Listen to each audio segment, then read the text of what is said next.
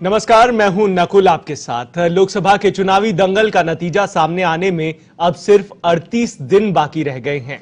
सियासी पार्टियों और उम्मीदवारों की भागदौड़ तेज हो गई है। वहीं आला नेताओं के रैली और दौरे भी शुरू हो चुके हैं।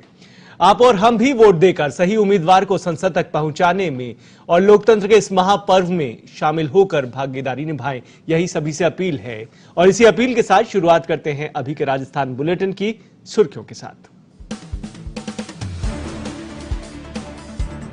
जोधपुर लोकसभा सीट से भाजपा उम्मीदवार केंद्रीय मंत्री गजेंद्र सिंह शेखावत के पोखरण में चुनावी सभा के दौरान प्रशासनिक अधिकारियों को धमकाने का वीडियो वायरल।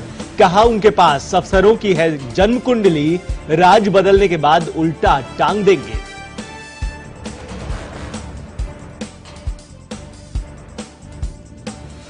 दूसरे दौर के नामांकन का आज छठा दिन। जयपुर ग्रामीण से कांग्रेस की कृष्णा पूनिया और शहर से भाजपा के रामचरण बोहरा भरेंगे पर्चा।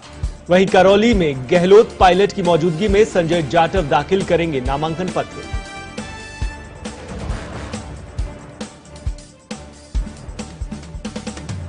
फर्जी कॉल सेंटर चला रहे अमेरिकियों से करोड़ों ठगे और पूर्वोत्तर के 24 युवा गिरफ्तार। 10वीं पास का कमाल, कॉम्प्लेक्स में खोल रखा था सेंटर। लैपटॉप, मोबाइल और कंप्यूटर जब्त, संचालक फरार।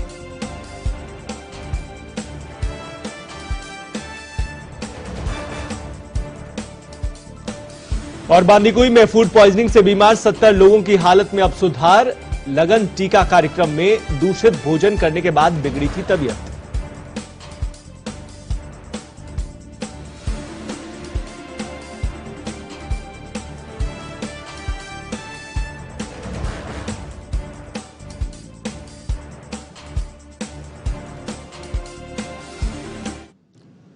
चलिए शुरुआत करते हैं राजस्थान बुलेटिन की। इस वक्त एक ताजा खबर मिल रही है, आपको उससे पहले रूबरू करा दें।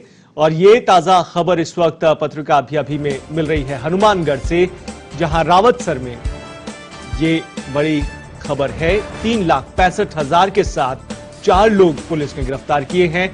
8 मोबाइल सहित लाखों का हिसाब किताब बरामद हुआ है। ये बड़ी कार्रवाई को अंजाम दिया गया है हनुमानगढ़ की रावतसर थाना पुलिस ने। और आपको बता दें कि इस वक्त ही ताजा और बड़ी खबर मिल रही है, जहां पर सट्टा कारोबार का भंडाफोड़ हुआ है। और यहां पर एक बड़ा सट्टा कारोबार का भंडाफोड़ हुआ है।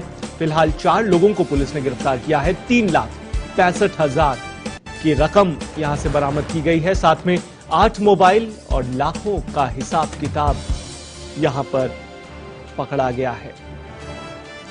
और फिलहाल पुलिस इन 4 लोगों के बयानों के आधार पर इस गैंग के और सदस्यों तक पहुंचने की कोशिश कर रही है।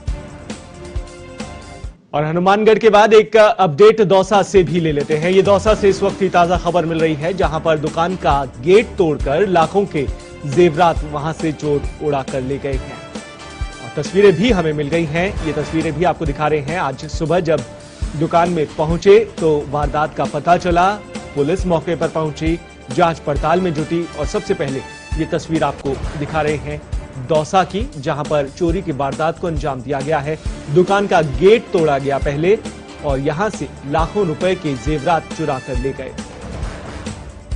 सिकराय कस्बे की यह वारदात है, दौसा की खबर, जहां पर एक बार फिर से पुलिस की कानून व्यवस्था, पुलिस की गश्त प्रणाली पर सवाल उठ रहे हैं। जब आज सुबह लोग यहां पर पहुंचे तब पता चला कि यहां पर चोरी हुई है। गेट टूटा हुआ था। अंदर देखा गया तो यहां पर जो जेवरात थे वो गायब मिले और उसके बाद पुलिस को बुलाया गया। फिलहाल पुलिस बयानों के आधार पर, साक्ष्यों के आधार पर बदमाशों के पकड़ तक जुटी हुई है।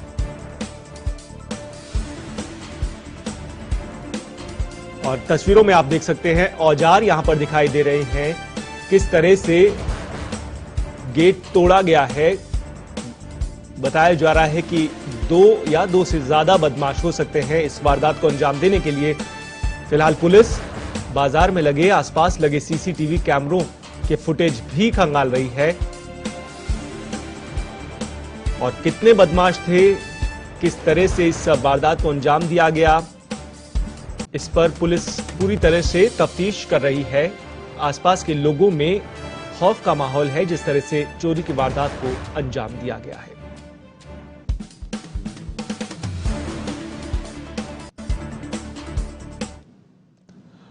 और चलिए रुक करते हैं बांदीकुई की खबर की। बांदीकुई के अजान गांव में एक शादी समारोह के दौरान दूषित भोजन खाने से 70 से ज्यादा लोगों की तबीयत बिगड़ गई। सभी को गोलाडा चिकित्सालय लाकर उपचार किया गया। जानकारी के अनुसार अजान गांव में राजेंद्र शर्मा के पुत्र का लगन टीका कार्यक्रम था।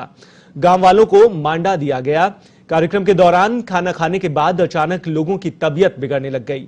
सभी को गोलाडा प्राथमिक स्वास्थ्य केंद्र में भर्ती करवाया गया, लेकिन गोलाडा पीएचसी में व्यवस्थाओं के अभाव में बच्चे, बूढ़े और महिलाओं का फर्श पर लेटाकर ही इलाज किया गया।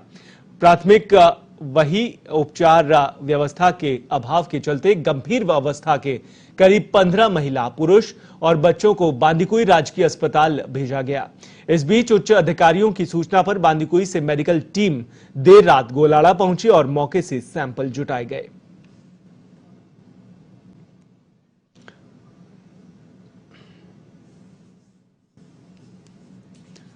और खबर बूंदी से। बूंदी जिले के पैच की बावड़ी क्षेत्र स्थित टरडकिया गांव निवासी मनोहर की देर रात फसल सिंचाई करते समय किसी जहरीली कीड़े काटने से मौत हो गई। जानकारी के अनुसार मनोहर बीती रात भिंडी की फसल में सिंचाई करने गया हुआ था, तभी अचानक किसी जहरीले कीड़े ने उसे काट लिया। तबीयत बिगड़ने पर परिजन मनोहर को अचेत अवस्था में हिंडौली अस्पताल लेकर पहुंचे, जहां पर डॉक्टरों ने उसे मृत घोषित कर दिया। इधर घटना के बाद हिंडौली पुलिस ने मामला दर्ज कर जांच शुरू कर दी है।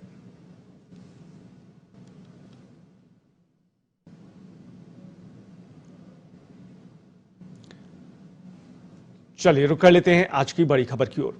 जैसे जैसे लोकसभा चुनाव नजदीक आते जा रहे हैं, वैसे वैसे आए दिन नेताओं के बिगड़े बोल भी सामने आ रहे हैं। इस बार केंद्रीय मंत्री और जोधपुर से भाजपा प्रत्याशी गजेंद्र सिंह शेखावत का एक वीडियो सामने आया है। इस वीडियो में मंत्री अधिकारियों को चेतावनी देते दिखाई दे रहे हैं। सभी अधिकारियों की जन्म कुंडली मेरे पास है, राज बदलने तो दीजिए, उन्हें उल्टा लटका देंगे। देखिए ये रिपोर्ट।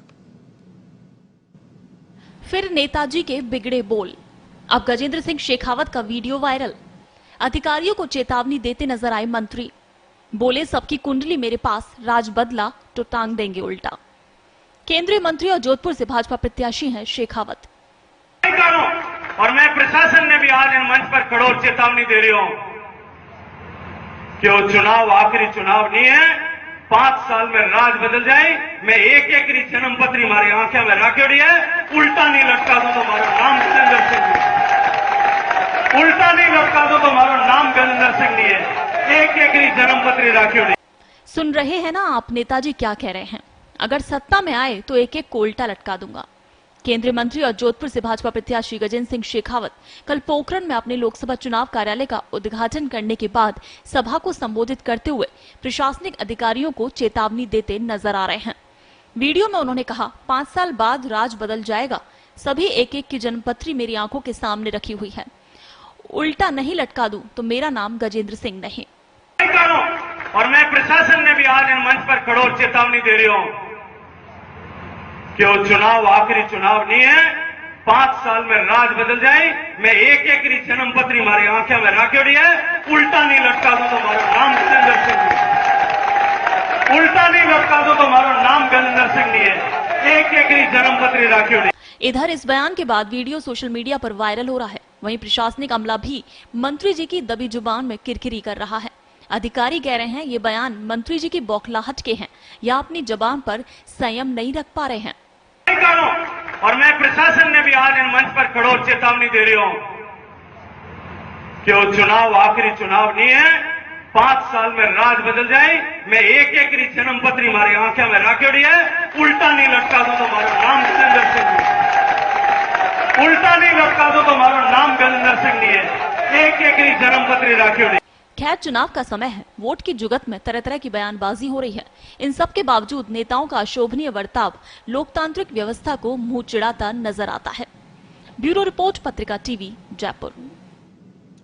तो आपने देखा किस तरह से गजेंद्र सिंह शेखावत विवादित बोल रहे थे, जिसके बाद मामला गर्मा गया है।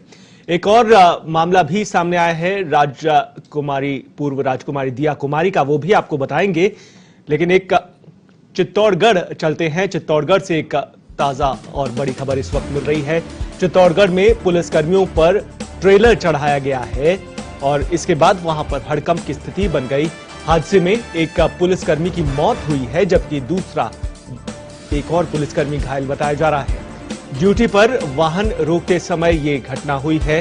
चित्तौड़गढ़ से इस वक्त ये बड़ी खबर मिल रही है, जहां पर बस्सी क्षेत्र का ये मामला है। पुलिस जांच पड़ताल में जुटी हुई है।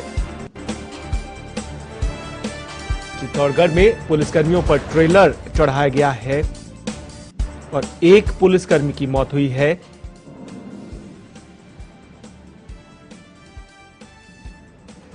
और इस खबर पर ताजा अपडेट ले लेते हैं। चित्तौड़गढ़ से पत्रिका संवाददाता नीलेश इस वक्त जुड़ रहे हैं। नीलेश, क्या कुछ ताजा खबर है और क्या कुछ ताजा अपडेट है इस बार? जी, ये घटना सुबह करीब 5:30 बजे चित्तौड़ से 25 किलोमीटर दूर बस्सी टोल प्लाजा के पास में हुई। जी, वहां ये दो पुलिसकर्मी प्रभाती लाल और रमेश जो बद्री से भरे हुए ट्रैक्टर से जाते हैं, उनको रोकने का प्रयास कर रहे थे।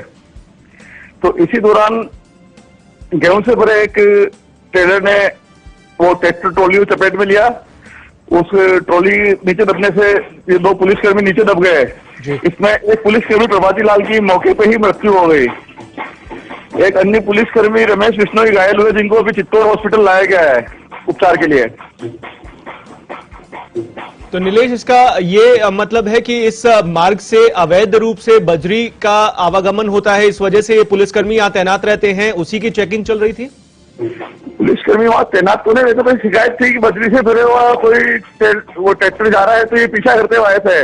अच्छा, तो इसी दौरान ये हादसा हो गया और पुलिसकर्मी डिप्टी ऋषिकेश मीणा भी मौके पहुंचे हैं और मामले की जांच कर रहे हैं। और ये जो ट्रेलर था उसका चालक गिरफ्त में आया है या वो मौके से फरार हो गया? और जो दूसरा पुलिसकर्मी था उसके क्या हालत है? दूसरे पुलिसकर्मी रमेश बिश्नोई को चित्तौड़ हॉस्पिटल लाया गया है, उसका यहाँ उपचार चल रहा है, अभी खतरे से बाहर बताया जा रहा है वैसे। और वो जो ट्रेलर चालक था वो मौके से फरार हो गया और जो बजरी से भरा हुआ जो ट्रैक्टर था उसका चालक भी फरार हो गया है मौके से। पुलिस दोनों को तलाश रही है।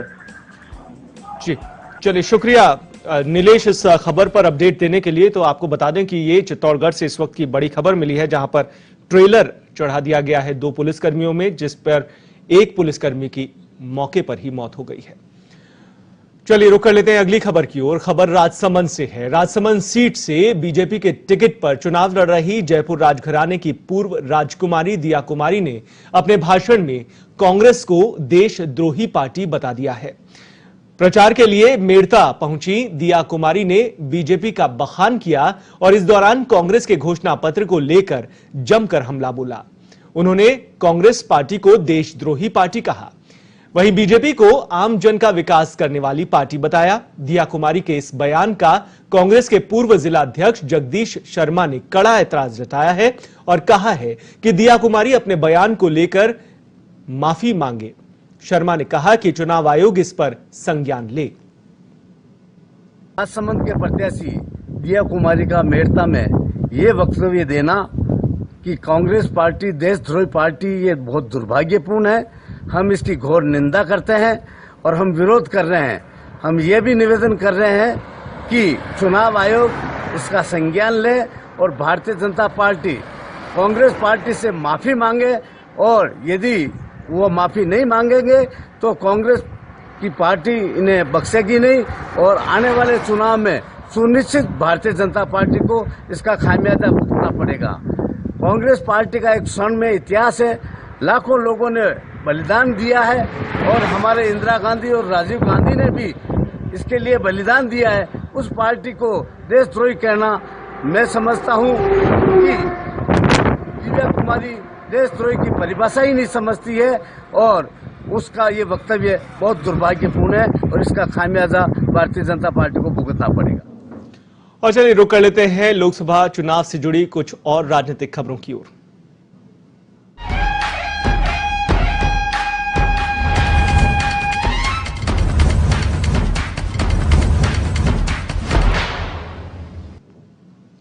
भारत के भविष्य का चुनाव। जी हां, लोकसभा आम चुनाव 2019 के लिए नामांकन का आज छठा दिन है।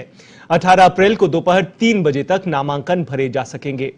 आज जयपुर शहर में भाजपा प्रत्याशी रामचरण बोहरा और ग्रामीण से कांग्रेस प्रत्याशी कृष्णा पूनिया अपना नामांकन दाखिल करेंगे। जिला कलेक्ट्रेट में नामांकन के लिए सभी तैयारियां पूरी कर ली गई हैं। लोकसभा निर्वाचन क्षेत्र जयपुर के लिए नामांकन रिटर्निंग अधिकारी के कमरा नंबर 103 में भरे जाएंगे। अभ्यर्थियों का प्रवेश भवन में मुख्य पोर्च और मुख्य सीढ़ियों से और परिसर में जयसिंह हाईवे रोड स्थित गेट नंबर 2 से होगा। इसी तरह से लोकसभा निर्वाचन क्षेत्र जयपुर ग्रामीण के लिए नामांकन रिटर्निंग अधिकारी के कमरा नंबर 6 में भरे जा सकेंगे और अभ्यर्थियों का प्रवेश भवन में कंट्रोल रूम के सामने वाले चैनल गेट नंबर 1 से और परिसर में मिनी सचिवालय के सामने वाले मेन गेट नंबर 1 से रहेगा। उप जिला निर्वाचन अधिकारी पुरुषोत्तम शर्मा ने बताया है कि नामांकन प्रस्तुत करते समय रिटर्निंग अधिकारी के कक्ष में अभ्यर्थी के साथ 4 व्यक्तियों को ही प्रवेश दिया जा सकेगा। 4 व्यक्तियों से ज्यादा इस कक्ष में उपस्थित नहीं रहेंगे। इसके अलावा कलेक्ट्रेट परिसर में भी अभ्यर्थियों के साथ 3 से ज्यादा वाहन लाने की अनुमति नहीं रहेगी। और मुख्यमंत्री अशोक गहलोत, उप मुख्यमंत्री सचिन पायलट और प्रदेश प्रभारी अविनाश पांडे आज करौली दौरे पर रहेंगे। तीनों ही नेता यहां कांग्रेस प्रत्याशी संजय जाटव के नामांकन दाखिले के बाद दोपहर 12 बजे मुंशी त्रिलोकचंद माथुर स्टेडियम में होने वाली चुनावी सभा को संबोधित करेंगे।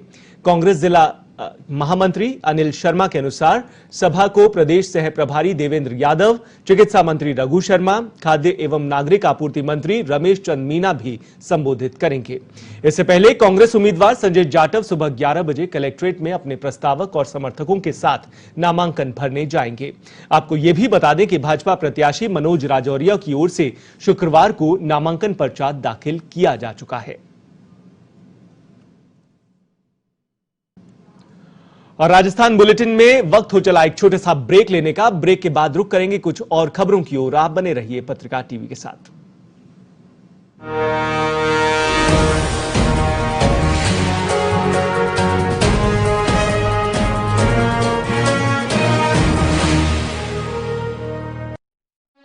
भविष्य के चुनाव में बोल बचन नहीं, जानिए सिर्फ सत्य वचन। डाउनलोड कीजिए पत्रिका ऐप, गूगल प्ले स्टोर पर उपलब्ध। अब धोखा नहीं खाएंगे, कांग्रेस सरकार लाएंगे। न्याय हो, उन्नति हो, न्याय हो, प्रगति हो, न्याय, किसान पाए, हर नौजवान पाए, रोजगार लाए, मिटा दे नफरत, न्याय, प्यार लाए। अन्याय मिटाने के लिए उठा मैं एक तूफान हूँ। मैं ही तो हिंदुस्तान हूँ, अब होगा न्याय। मैं ही तो हिंदुस्तान हूँ, अब होगा न्याय। इस लोकसभा चुनाव बोल बचन नहीं, जानिए सिर्फ सत्य वचन। डाउनलोड कीजिए पत्रिका ऐप, गूगल प्ले स्टोर पर उपलब्ध।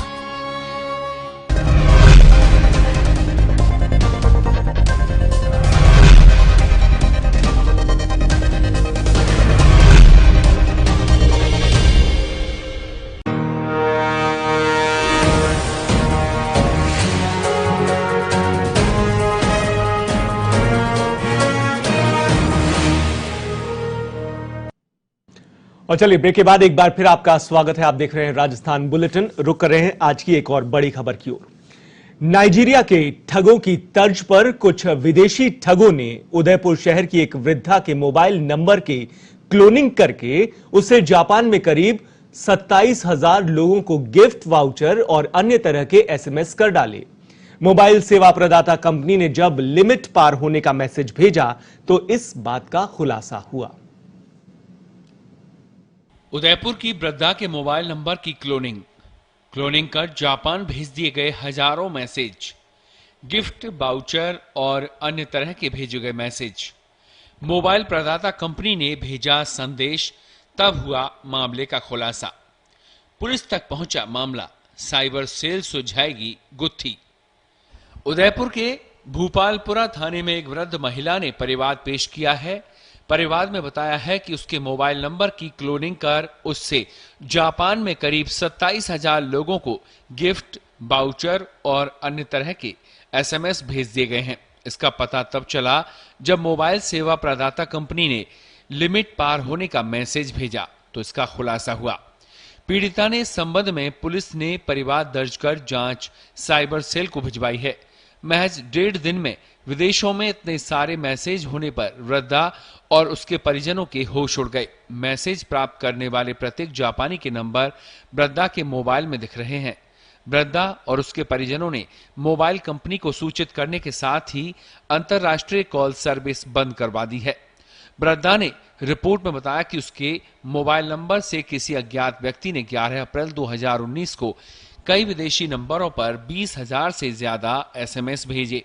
वृद्धा और परिजनों का कहना था कि इन अज्ञात नंबरों का पता नहीं लगाया गया तो उसे संबंधित कंपनी को उक्त मैसेज का भुगतान करना पड़ेगा, जो संभवतः प्रति एसएमएस के 10 रुपए के हिसाब से 2,70,000 रुपए बनता है।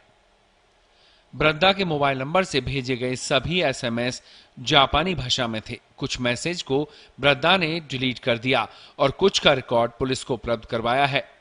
जांच में पता चला है कि सभी एसएमएस जापान में अलग अलग लोगों को किए गए। इनमें पार्सल डिलीवरी, बाउचर गिफ्ट और अन्य तरह के मैसेज शामिल हैं। अब तक मोबाइल उपभोक्ताओं के नंबर पर पाकिस्तान के नंबर से कॉल और एसएमएस आ रहे थे। अब जापान के नंबरों से कॉल के जरिए मोबाइल नंबर की क्लोनिंग कर एसएमएस भेजने का काम किया जा रहा है।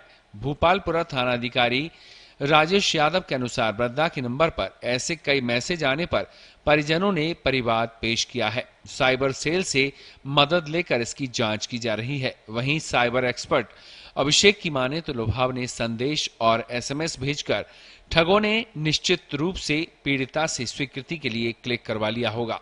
इसके बाद उन्होंने इस नंबर से जापानी में एसएमएस भेजे। मैसेज करने वाले को संदेश भेजने का भुगतान भी मिल गया होगा, लेकिन पीड़िता से संबंधित कंपनी इसका भुगतान मांग रही होगी। मोबाइल पर आने वाले मैसेज से लोग सावचेत रहें।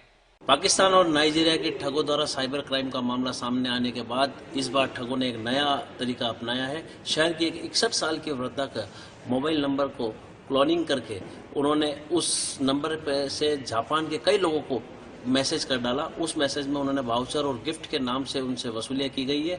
इस मामले के अंदर जब पीड़िता के पास में 1.5 दिन के अंदर 27,000 मैसेज जब सामने आए तो उसके होश उड़ गए। परिजनों ने जब संबंधित एयरटेल कंपनी से संपर्क किया तो वहां से पता लगा कि अंतर्राष्ट्रीय कॉल से उनके कई एसएमएस जो है वो जापान में भेजे गए हैं।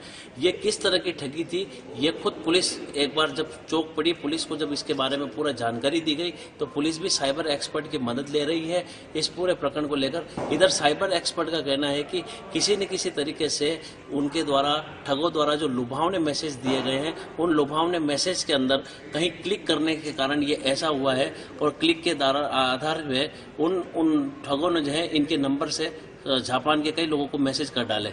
अपने सहयोगी प्रमोद सोनी के साथ मोहम्मद इलियास। तो उदयपुर से ये खबर है जहां पर फर्जी तरीके से क्लोनिंग की गई है मोबाइल फोन की और उसके बाद ये पूरे ठगी का खेल खेला गया है। और इसी पर आज हम चर्चा करेंगे किस तरह से ये ऑनलाइन फर्जीवाड़ा हो रहा है, किस बड़े पैमाने पर ये जंजाल बना हुआ है और आपकी और हमारी गाढ़ी कमाई को फर्जी तरीके से निकाल रहा है। इन तमाम मसलों पर बातचीत करेंगे, कैसे बचा जा सकता है इस बारे में भी बात करेंगे। हमारे साथ यहां पर आईटी एक्सपर्ट के तौर पर मौजूद हैं सत्येंद्र गुर्जर जी। सत्येंद्र जी, बहुत बहुत स्वागत आपका पत्रिका टीवी पर। सत्येंद्र जी, ये खबर आपने देखी है, अब ऐसा मानकर चले कि अब तो कुछ भी सुरक्षित नहीं है, मोबाइल फोन तक ही क्लोनिंग हो रही है और ऐसे वारदातें हो रही हैं। बिल्कुल सर, जैसा खबर में दिखाया गया ये किसी ऑनलाइन एप्लीकेशन के थ्रू किया गया है। बहुत सारी एप्लीकेशन अपने प्ले स्टोर पे, गूगल स्टोर पे या ऑनलाइन गूगल पे मौजूद हैं। इनके तहत हम किसी सिम का या अपने एटीएम कार्ड का क्लोनिंग कर सकते हैं और उसी क्लोनिंग के तहत इनके मोबाइल नंबर से फॉरेन में मैसेज भेजे गए हैं जिनका भुगतान भी इन लेडीज को करना पड़ा है। तो इस तरह के जो मामले हैं वो बाहर बैठे आका या फिर अपने इंडिया में बैठे हुए कई ठग हैं जो ऑनलाइन एप्लीकेशन यूज करके, बाहर का आईपी यूज करके और वो करते हैं। अभी लास्ट टाइम भी अपने जयपुर में एक गिरोह पकड़ा गया था जो अमेरिकी लोगों को ठगता था, वो इंडिया में बैठे थे। तो इंडियन लोग भी ठग हैं जो बाहर बैठे हुए लोगों को ठग रहे हैं और बाहर से भी कई लोग हैं जो इंडियन को ठग रहे हैं। तो सत्येंद्र जी, इतने बड़े पैमाने पर रैकेट्स चलते हैं, खुलासे होते हैं, गिरफ्तारियां होती हैं, लेकिन उसके बावजूद भी इस तरह की वारदातें थम नहीं रही, गिरोह फिर भी सक्रिय है। क्या लगता है, इतने बड़े पैमाने पर इस तरह की ठगी हो रही है, रुक नहीं रही है, क्या वजह लगती है इसकी? सर, इसकी दो वजह हैं माने तो। एक तो पीपल हैं और एक दूसरी है टेक्नोलॉजी। पीपल, जो लोग हैं, हम जो यूज कर रहे हैं इस टेक्नोलॉजी को, इस मोबाइल को, एटीएम कार्ड को, फाइनेंशियल ट्रांजैक्शन कर रहे हैं, तो अवेयर नहीं है। कई लोग हैं जो लालच में आ जाते हैं। तो हमको इसके सुरक्षा जो टिप्स हैं उनसे एक तो पूरी तरह से जागरूक रहना पड़ेगा। कोई भी इसी तरह का लुभावना मैसेज आ रहा है, कोई लिंक आ रहा है जिस पे आपको लग रहा है कि नहीं करना चाहिए, उस पर क्लिक हम कर देते हैं, तो इस तरह का क्लिक नहीं करें। दूसरी, टेक्नोलॉजी जो है जिसमें हमारी पुलिस इन्वेस्टिगेशन करती है, अपराधियों को पकड़ने में कई बार टाइम लग जाता है, तो वो उसको थोड़ा आगे बढ़ाएं। इन्वेस्टिगेशन और टेक्नोलॉजी है ना, उसको बढ़ाएं।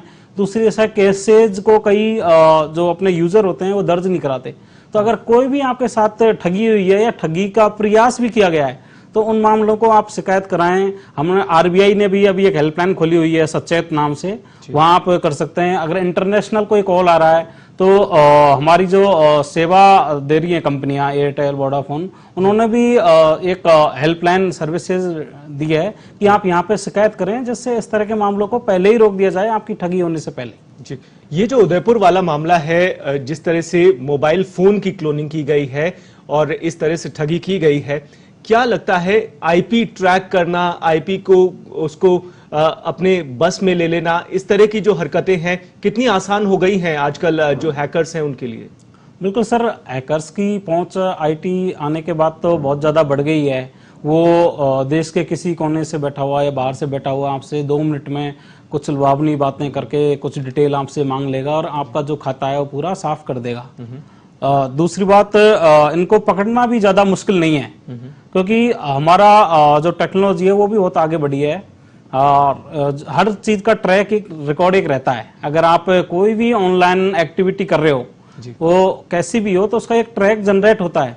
तो उस ट्रैक से फुटप्रिंट लेके तो हमारी पुलिस इनको गिरफ्तार कर सकती है। कोई बड़ा मैटर नहीं है। अगर वो सीरियसली इस केस को लें तो जल्दी पकड़ लेंगे, क्योंकि पहले मामले पकड़े गए हैं खूब सारे, लेकिन कई बार पुलिस मामलों को दर्ज करके छोड़ देती है, या फिर उस पुलिस थाने में कोई आईटी का जानकार पुलिसकर्मी नहीं है तो प्रॉब्लम आती है। तो वो हेल्प ले सकते हैं। हमारा जयपुर साइबर जो थाना है वो सबकी मदद करता है ऐसे केसेस में। वैसे हर जिले में नोडल थाना बनाए गए हैं साइबर क्राइम के, लेकिन हर जो थाना है वो अपने आप में सक्षम है करने में, और अगर उनको कोई प्रॉब्लम आ रही है तो जयपुर जो साइबर थाना है आरपीए के पास, उनकी मदद लेके वो कर सकते हैं। जी बिल्कुल सत्येंद्र जी, जिस तरह से साइबर थाने पुलिस ने खोले हैं लोगों के सहूलियत के लिए, इस तरह के वारदातें होती हैं, शिकायतें वहां पर दर्ज होती हैं, लेकिन ये जिस बड़े पैमाने पर गिरोह चल रहे हैं, गैंग चल रहे हैं ऑनलाइन फ्रॉड के, उसको देखें तो पुलिस की क्या सक्षमता आपको लगता है कि पुख्ता है? पुलिस के पास इतने आईटी एक्सपर्ट्स मौजूद हैं जो इस तरह के ट्रैक करते हैं, इन पर इनको पकड़ पाते हैं?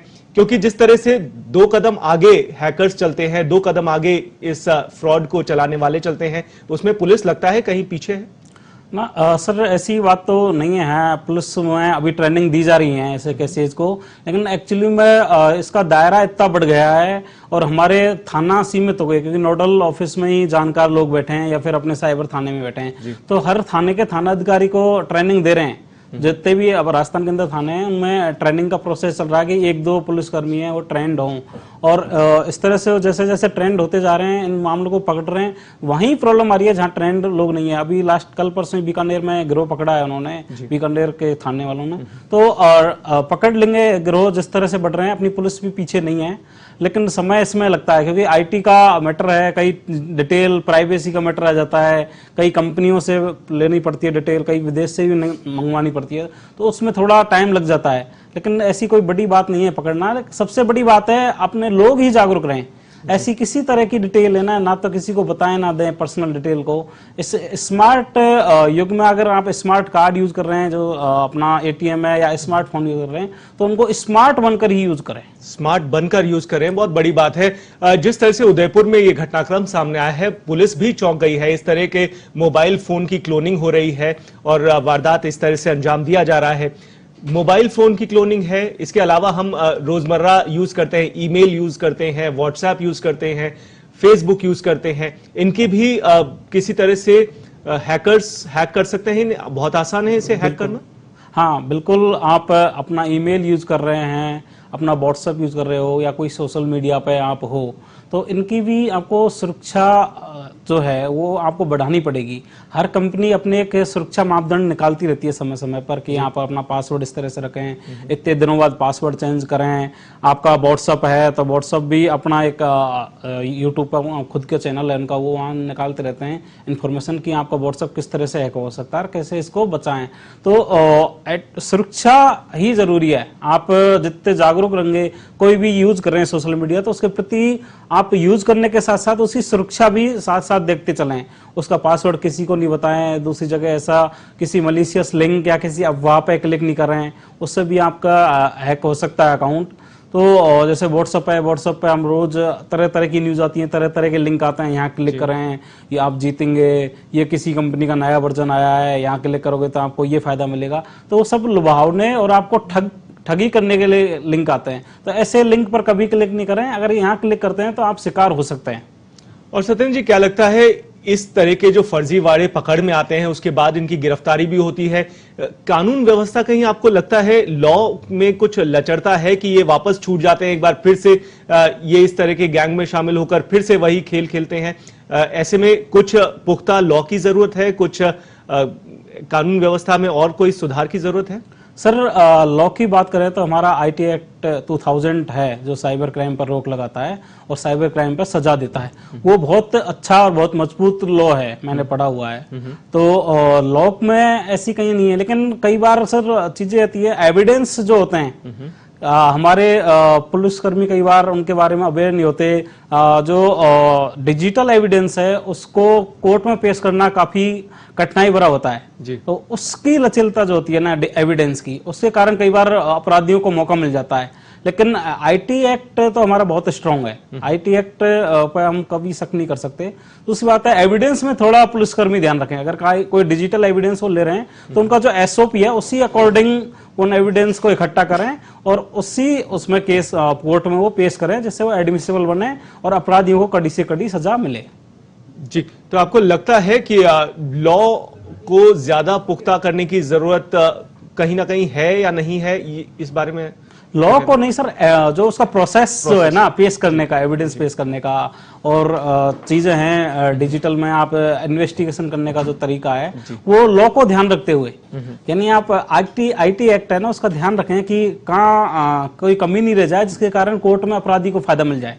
इस तरह का हमारे जो इन्वेस्टिगेशन एजेंसी है उनको इस तरह का ध्यान रखना चाहिए। बाकी लॉ में तो सजा है 3 साल से लेकर 10 साल तक की सजा है सर। तो 3 साल की सजा, 10 साल की सजा बहुत बड़ी सजा होती है और इसके अलावा उन पर जुर्माना भी है, 10 लाख तक का जुर्माना है। तो इस तरह इससे लॉ को तो हम ये नहीं कह सकते, अच्छा है हमारा लॉ आईटी एक्ट, उसमें बदलाव भी हो रहे हैं समय समय पर। 2008 में फिर चेंजेस हुए और आगे भी चल रहा है प्रोसेस। तो लॉ तो बहुत अच्छा है, लेकिन बात यह है ना एविडेंस आप कोर्ट में कैसे पेश कर रहे हो अपराधी के खिलाफ। लेकिन सत्येंद्र जी, एक बड़ी बात यह भी है कि जब भी इस तरह का भंडाफोड़ होता है या गिरोह का पकड़ में आता है पुलिस की ओर से, लेकिन जो सरगना होता है वो पकड़ में कम आते हैं, जो स्टाफ होता है वो पकड़ में आता है, उसके बाद बात पता ही नहीं चलती कि सरगना तक पहुंच पाई है पुलिस या नहीं पहुंच पाई है।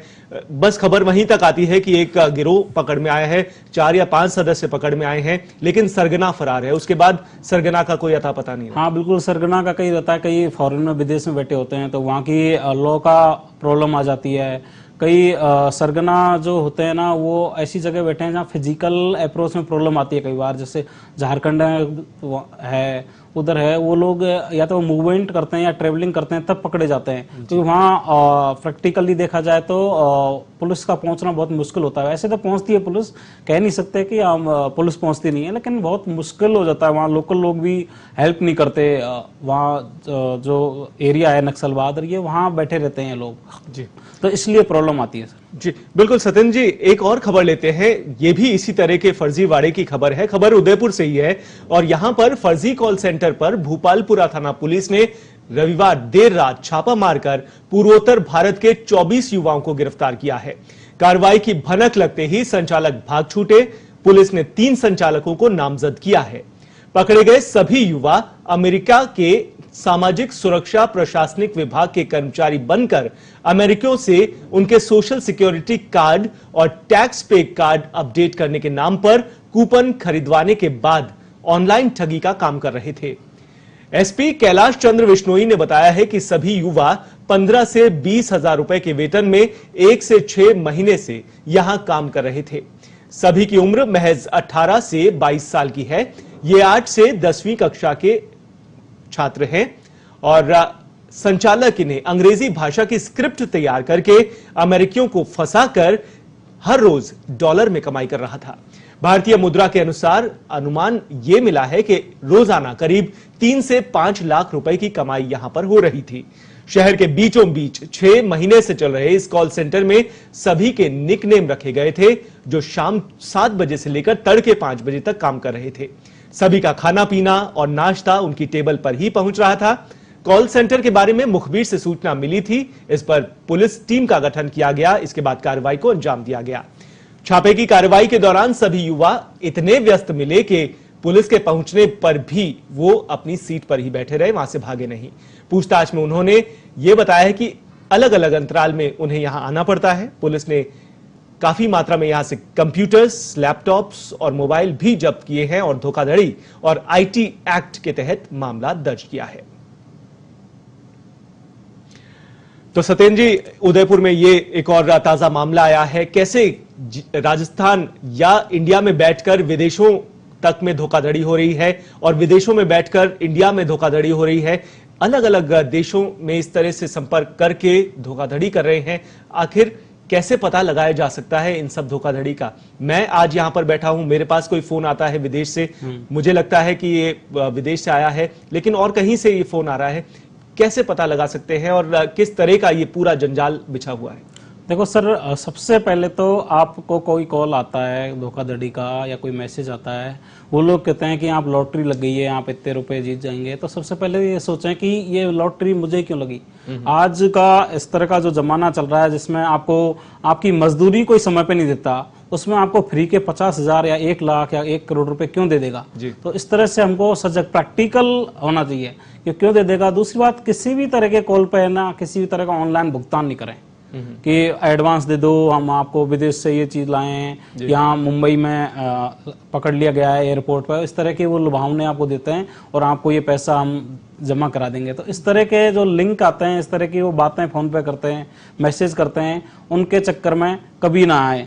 दूसरी बात है कि आपका आजकल सारा जो भुगतान हुआ है वो डिजिटल हो गया है। आप विभिन्न तरह की ऐप, भुगतान ऐप यूज कर रहे हैं मोबाइल में, जिसमें पेटीएम है या फिर फोन पे है, तो और या जीपे है। जीपे के लिए तो अभी कल परसों न्यूज में भी आया था कि वो आरबीआई से ऑथोराइज नहीं है जी। तो अपनी एजेंसी हैं, उनको भी ध्यान देना चाहिए कौन सी ऑथोराइज है नहीं है।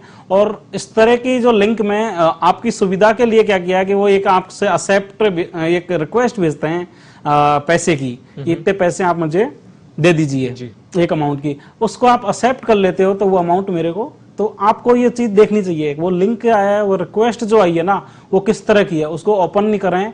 फालतू की है तो आप उसको तुरंत डिलीट करते हैं। आपकी अननोन की किसी की रिक्वेस्ट है, तो इस तरह से भी धोखाधड़ी से रोका जा सकता है। क्योंकि बहुत सारे ऐसे मामले आए हैं जिनमें या तो आपको फोन पे उन्होंने रिक्वेस्ट भेजी है या पेटीएम पे एक लिंक भेजा है कि ये मैं रिक्वेस्ट का आपको भेज रहा हूँ, आपने क्लिक किया, वो एक्सेप्ट हो गया, जो आपके खाते में पैसे थे वो उनके खाते में ट्रांसफर हो गए। तो इस तरह का आप ऑनलाइन जो लिंक आ रहे हैं, लिंक का सबसे विशेष ध्यान रखें। किसी भी तरह के लिंक पे आप ध्यान नहीं दें, उनको इग्नोर कर दें, उनको डिलीट कर दें और पुलिस को सूचना उनकी तुरंत दें या फिर सर्विस प्रोवाइडर को आप दें। जी बिल्कुल। और जिस तरह से ये कॉल सेंटर पकड़ में आया है, इस तरह के बड़े पैमाने पर कॉल सेंटर्स चल रहे हैं जिनका वेरिफिकेशन शायद नहीं होता है समय पर। पुलिस को अता पता ही नहीं है कि कॉल सेंटर इतने बड़े पैमाने पर उनके ही एरिया में चल रहे हैं।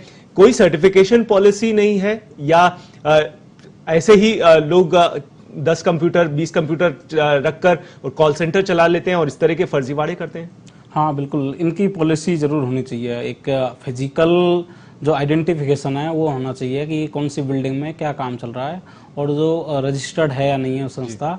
अभी अपने कंपनी एक्ट में भी ये किया गया है कि जितनी भी कंपनियां जो चल रही हैं जो रजिस्टर्ड हैं उनकी बिल्डिंग की फोटो, अंदर की फोटो सरकार मांगती रहती है टाइम टू टाइम, तो वो चीज़ों से रोक रहा है मामला। लेकिन ये बहुत ज़्यादा बढ़ गया है, तो अपने लोकल पुलिस का शायद ये काम होता होगा, मुझे तो पुलिस की टोपोलॉजी से वाकिफ नहीं हो, तो वो देखें कि कहाँ क्या गतिविधियां चल रही हैं और कोई सूचना मिले तो उनको तुरंत गिरफ्तार करें, उनसे पूछताछ करें। लेकिन ये तो तय बात है कि बिना लाइसेंसी, बिना रजिस्ट्रेशन के कई ऐसे कॉल सेंटर्स चल रहे हैं जो इस तरह की युवाओं को रखकर, बहुत कम उम्र के युवाओं को रखकर और इस तरह के फर्जीवाड़े कर रहे हैं। हाँ बिल्कुल, बहुत सारे ऐसे चल रहे हैं, जयपुर में भी पकड़े गए हैं, बाहर भी पकड़े गए हैं। और फॉरेन में कोई इस तरह का बिजनेस कर रहा है या किस तरह का कोई कॉल सेंटर चला रहा है तो शायद उसका रजिस्ट्रेशन प्रोसेस होगा और वो लोकल पुलिस को भी सूचना देनी होगी कि आप वार कर रहे हैं, तो वो सब प्रोसेस होंगे, वो इनको करने चाहिए।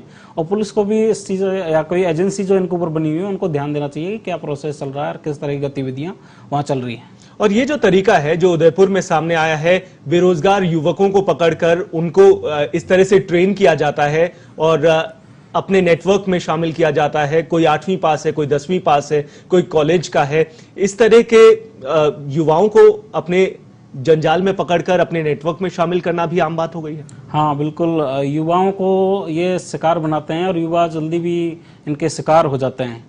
जिस तरह युवाओं को ये देते हैं कि आपको इतने पेमेंट हम करेंगे, हमारा फॉरेन में बिजनेस है, इस तरह के लुभावने देते हैं। तो एक बार कोई भी बंदा जो जॉब सर्च कर रहा है, जो जॉब देख रहा है, उसको इस तरह की जॉब ऑफर हो रही है तो वो कंपनी की प्रोफाइल पहले देख लें कि किस तरह का बिजनेस है, ये उनका जो काम कर रहे हैं। जैसे वो बता रहे थे कि अमेरिका की कोई गवर्नमेंट एजेंसी का बन के वो उनको कॉल करते थे जी। तो वो जांच कर लें, क्योंकि आजकल तो सारा ऑनलाइन है, डिजिटल है। आप गवर्नमेंट ऑफ इंडिया की उससे संबंधित किसी वेबसाइट पे वहाँ का ऑफिसर का नंबर लेंगे और उनको कॉल या मैसेज करके या फोन करके आप पता कर सकते हैं कि ये लीगल है या नहीं है। तो इस तरह से ये जो युवा हैं ये इनके शिकार बने और आज अभियुक्त बन गए तो वो बच सकते हैं। तो युवाओं से तो विशेषकर यही अपील है कि कोई भी कंपनी आपको जॉब ऑफर कर रही है तो वहाँ किस तरह का एनवायरनमेंट है, किस तरह का काम है, आपने ज्वाइन कर लिया तो वहाँ 2-3 दिन बाद आप पता करके और फिर उसको किसी एजेंसी से कंफर्म कर लें कि ये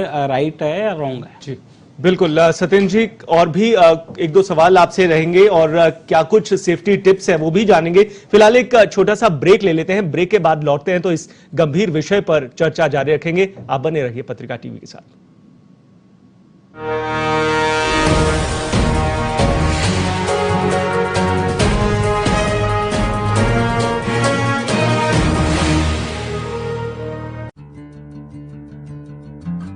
अब धोखा नहीं खाएंगे, कांग्रेस सरकार लाएंगे।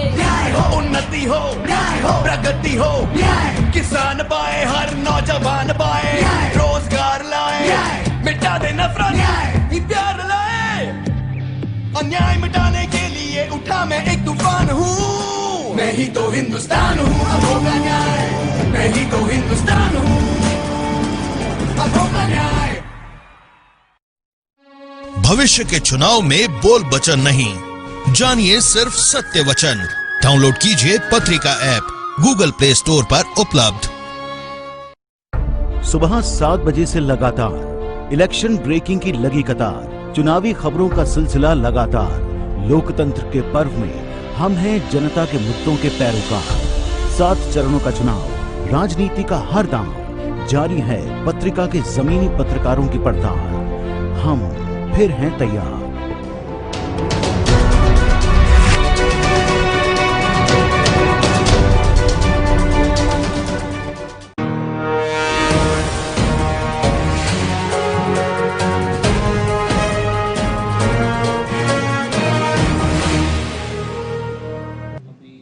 चलिए ब्रेक के बाद एक बार फिर आपका स्वागत है। आप देख रहे हैं राजस्थान बुलेटिन और आज बात हो रही है एक गंभीर विषय की, जिस तरह से फर्जी तरीके से ऑनलाइन एक कंपनी खोली जाती है, उसके बाद फर्जीवाड़े को अंजाम दिया जाता है और फाइनेंशियल ट्रांजैक्शन फर्जीवाड़े तरीके से किए जाते हैं। इस पर बात हो रही है और हमारे साथ यहां पर आईटी एक्सपर्ट सत्येंद्र गुर्जर जी मौजूद हैं। सत्येंद्र जी, आप बता रहे थे कि ऐसे कई लिंक्स लोगों के पास पहुंचते हैं जो फर्जी हो सकते हैं, इनको क्लिक करें नहीं करें, इसको आखिर पता कैसे लगाया जा सके? कई लिंक्स हमारे पास आते हैं रोजाना, ऐसे कैसे पता लगा सकते हैं कि ये लिंक गलत मैसेज का है, ये लिंक सही मैसेज का भी हो सकता है?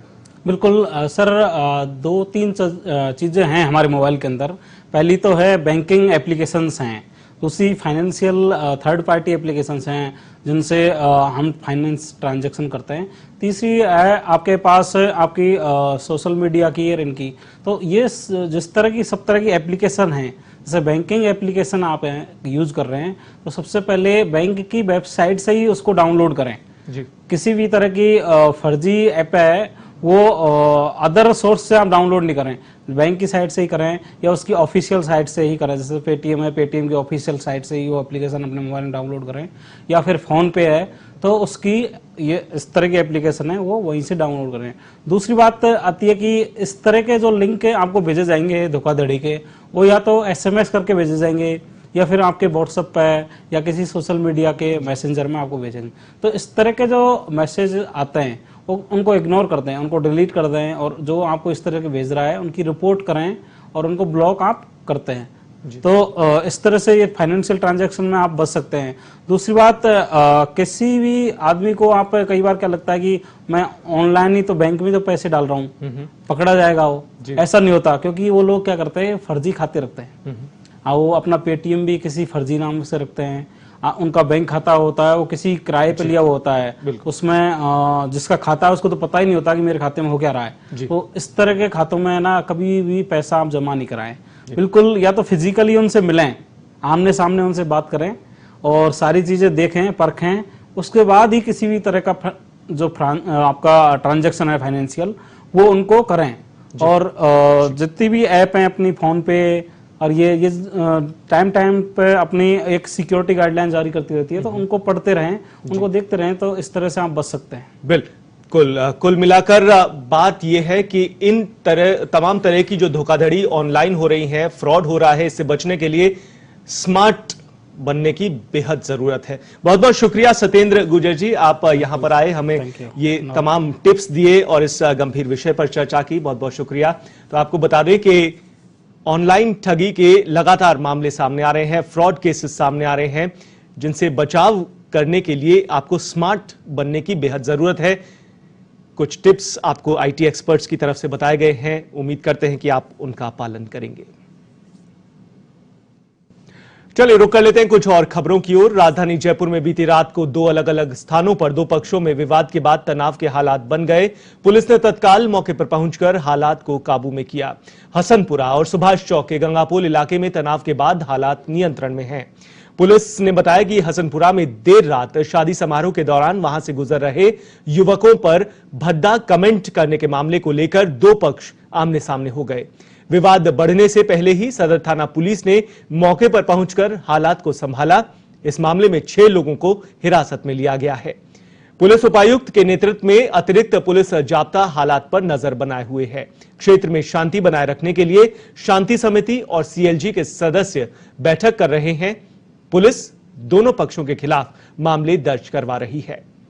वहीं दूसरी घटना सुभाष नगर थाना क्षेत्र की मीणा कॉलोनी गंगा पोल में हुई, जब कल शाम को ठेले पर पताशी खाने के दौरान दो पक्षों में झगड़ा हो गया और इसके बाद देखते देखते तनाव फैल गया। आधा दर्जन हमलावरों ने 3 युवकों को लाठी और सरियों से घायल कर दिया। हमला करने के बाद बदमाश मौके से भाग छूटे।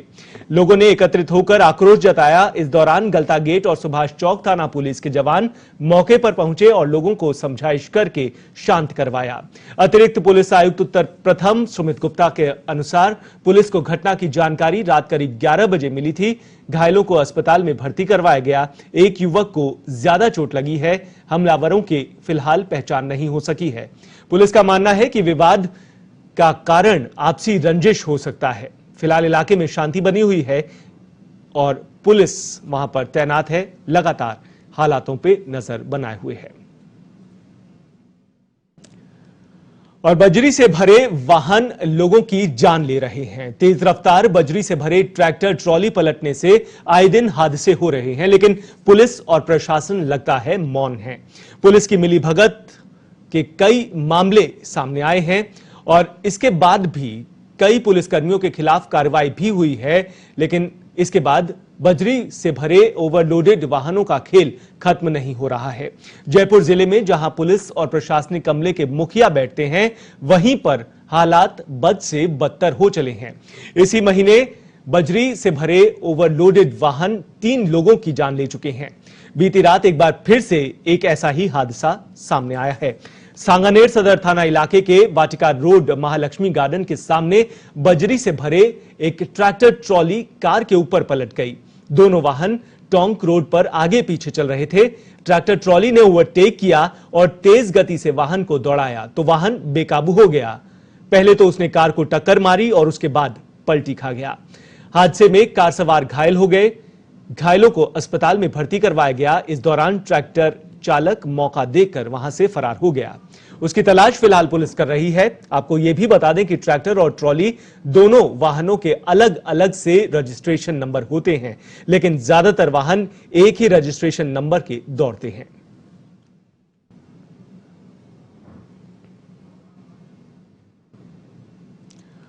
और इधर गंगापुर के भाड़ौती मथुरा मेगा हाईवे स्थित खोहरी गांव में घर के पास सड़क किनारे खड़े युवक को ट्रैक्टर ट्रॉली ने कुचल दिया। टक्कर इतनी जबरदस्त थी कि युवक ने मौके पर ही दम तोड़ दिया। परिजनों के अनुसार मृतक 1.5 माह पहले ही सऊदी अरब से छुट्टी काटने गांव आया हुआ था। इश्तियाक के छोटे छोटे बच्चे भी हैं।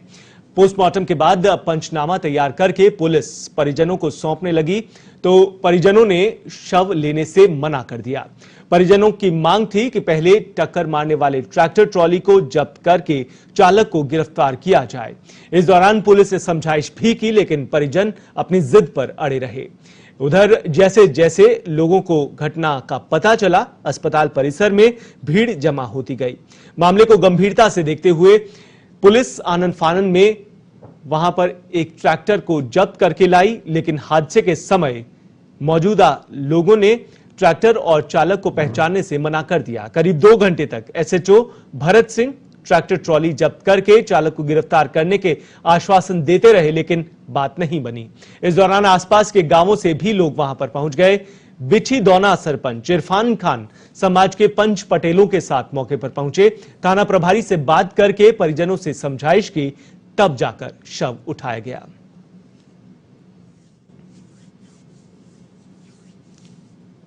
और एक ताजा खबर की ओर रुख कर लेते हैं। अजमेर के किशनगढ़ से यह खबर मिल रही है। एक युवक का शव मिला है, जिसके बाद इलाके में सनसनी मची हुई है। और खबर यह भी है कि इस युवक के शव को देखते हुए हत्या की आशंका जताई जा रही है। पुलिस मौके पर पहुंची है। गांधीनगर इलाका है जहां पर यह शव मिला है, लिहाजा गांधीनगर थाना पुलिस इस पूरे मामले की जांच पड़ताल में जुटी हुई है। पुलिस ने शव को पोस्टमार्टम के लिए मोर्चरी में रखवाया है। शिनाख्ती प्रयास किए जा रहे हैं। क्या कुछ इसके कारण रहे हैं, ये पता करने में पुलिस जुटी हुई है। हत्या की भी आशंका जताई जा रही है।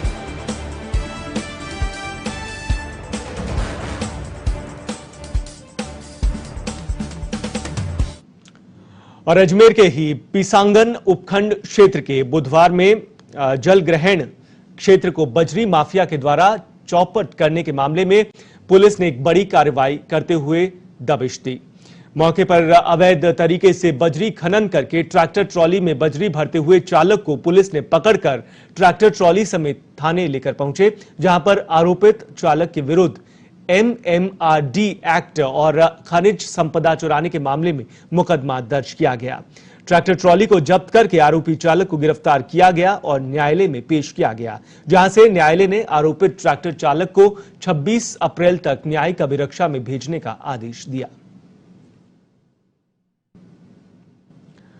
और अगली खबर अजमेर से है, जहां दरगाह बाजार दुकान के बाहर वाहन खड़ा करने को लेकर एक व्यापारी से पुलिस के जवान का विवाद हो गया। व्यापारी कृष्णलाल छबलानी ने पूजा करने के बाद जाने की बात कही, लेकिन पुलिस के जवान मानसिंह ने उसे ललकारते हुए मारने के लिए बेल्ट खोल दी। व्यापारी का कहना था कि यह सब कुछ दरगाह थानादार सुरेंद्र सिंह के सामने घटित हुआ, लेकिन थानेदार की ओर से कोई प्रतिक्रिया नहीं दी गई। यह सब कुछ थानेदार की शह पर चल रहा है। घटना के बाद व्यापारियों ने बाजार बंद कर दिए और पुलिस के रवैये पर नाराजगी जाहिर की। व्यापारियों ने बाजार में प्रदर्शन भी किया। व्यापारियों ने आला अधिकारियों से बात करने पर वो अड़े रहे। दोपहर में अतिरिक्त पुलिस अधीक्षक शहर सरिता सिंह मौके पर पहुंची। व्यापारियों से समझाइश करके मामले को शांत करवाया गया। रात में टैंकर के चालान, व्यापारियों का आरोप है कि पुलिस दिन ही नहीं बल्कि रात में भी उन्हें परेशान करती है। उनका कहना है कि रात 9 बजे बाद भी क्षेत्रवासी पानी के लिए टैंकर मंगवाते हैं, लेकिन पुलिस के जवान रात 9 बजे बाद बाजार से गुजरने वाले पानी के टैंकर का चालान बना देते हैं, जिससे टैंकर वालों ने यहां आने से इनकार कर दिया है।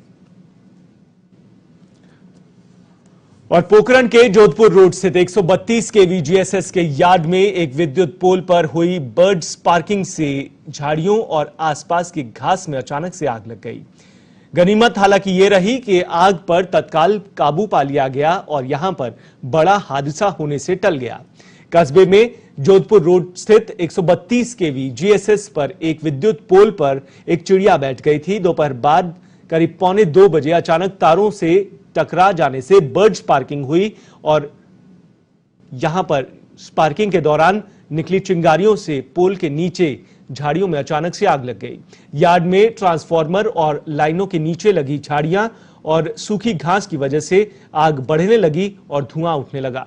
जीएसएस कार्मिकों ने तत्काल क्षेत्र की विद्युत आपूर्ति को बंद करवा दिया और पुलिस और दमकल को इसकी सूचना दी। सूचना मिलते ही तत्काल दमकल और पुलिस मौके पर पहुंची। दमकल और जीएसएस के कार्मिकों ने 20 मिनट की मशक्कत के बाद तत्काल आग पर काबू पाया। आग पर तत्काल काबू पाकर ये बड़ा हादसा टल गया। और प्रतापगढ़ जिले के हथुनिया इलाके के मोखमपुरा के निकटवर्ती दक्षिणेश्वर रुद्राणी महाकाली मंदिर में नवरात्र में रविवार को कई आयोजन किए गए।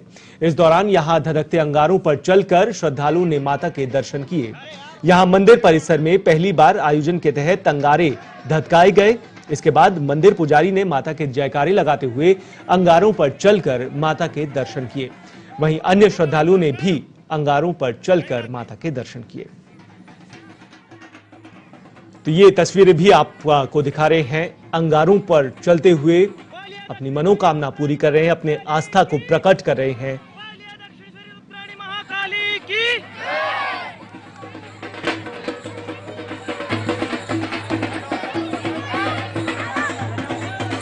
दक्षिणेश्वरी रुद्राणी महाकाली की।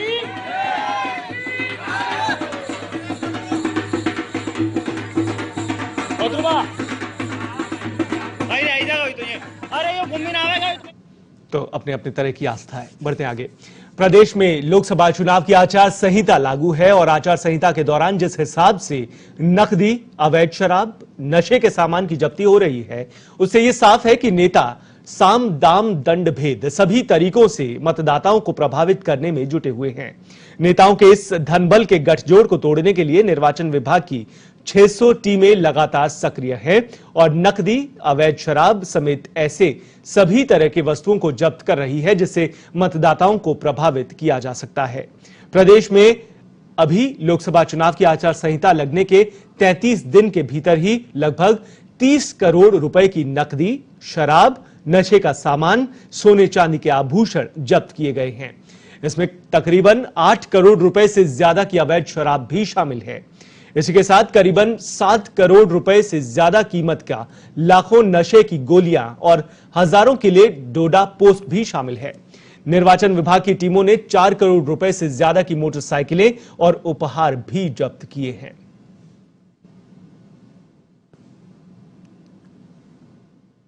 और लोकसभा चुनाव 2019 के लिए अधिग्रहण किए गए वाहनों का भुगतान ऑनलाइन किया जाएगा।